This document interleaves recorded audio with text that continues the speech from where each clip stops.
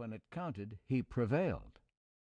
All this would be little more than academic praise if his battles had been minor or his role peripheral as the war played out, but the opposite was true.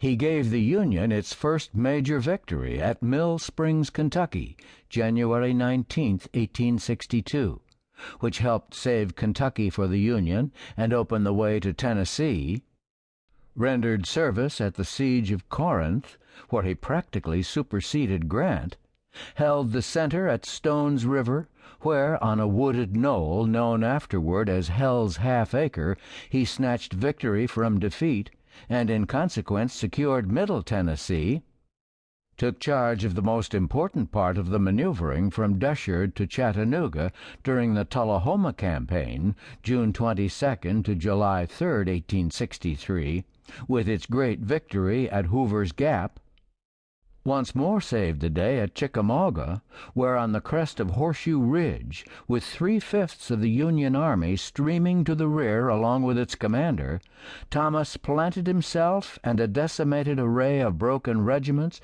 brigades, and divisions, and held his ground long enough to permit the army to make an orderly retreat, routed the Confederates at Missionary Ridge in the Battle of Chattanooga, which won that engagement for Grant, parried John Bell Hood's all-out attack at Peachtree Creek in the Atlanta Campaign, and destroyed Hood's army at Nashville to end the war in the West. Then, despite Grant's interference, he built a cavalry force that neutralized the industrial hubs of Selma and Montgomery, Alabama, overcame the supposedly invincible Nathan Bedford Forrest, and helped to capture Jefferson Davis in Georgia with his network of spies. In the end, it could be said of him uniquely that whereas Sherman never won a battle, and Grant often battered his way to victory with overwhelming force, Thomas was the only Union general to destroy 2 Confederate armies, and the only one, besides, to save 2 Union armies from annihilation by his personal valor and skill. William Swinton, in his classic book, The 12 Decisive Battles of the War, published in 1867 while memories were still fresh, wrote, "The figure of Thomas looms up in many respects without a superior, in most instances without a rival even, among the Union generals created by the war. As one fellow officer declared, the incidents of his life lie like massive facts upon the face of our national history." Historians have been intrigued by Sherman's neurotic personality and Grant's rise from drunkard to commander-in-chief. They might be more justified if both men had mastered themselves, but neither did. "He stood by me when I was crazy," said Sherman in a famous assessment of their friendship, "and I stood by him when he was drunk."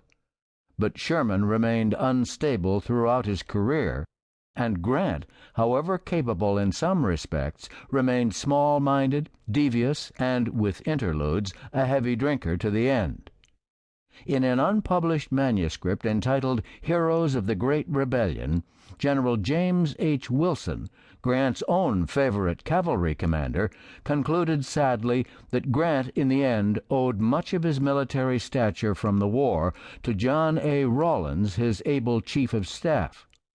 Only Thomas, in his judgment, emerged as the towering figure that he was, the peer of any other general in the army, full of dignity and authority, a proud, self-respecting, honorable man.